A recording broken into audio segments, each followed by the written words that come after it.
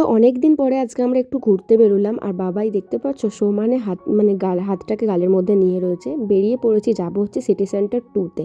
তো আমাদের এখান থেকে বেশিক্ষণ টাইম লাগে না, প্রায় আধ ঘন্টা মতনই লাগে গাড়িতে।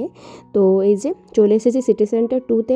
প্রথমেই গিয়ে একটু ঘোরাঘুরি করার পর বাবাকে এই যে খেলার জায়গাটা দিয়ে দিলাম। আমি কোনোদিন বাচ্চাকে এরকম দিইনি, আজকে দিলাম। কিন্তু প্রচুর ভয় পাচ্ছিল যে ও কী করবে, খেলতে পারবে কি না। কিন্তু শেষ পর্যন্ত ও প্রচুর মজা করেছে, প্রচুর মজা করেছে। ইনফ্যাক্ট ও আসতেই চাইছিল না।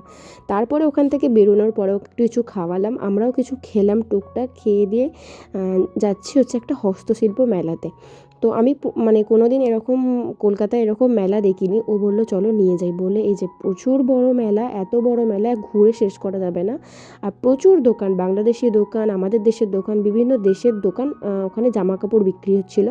তো টুকটাক কেনাকাটা করলাম। এবারে রাত হয়ে গেছে, বাড়ি ফিরবো। তো আজকের মতো এটুকু, দেখাবে নেক্সট ব্লগে। টাটা।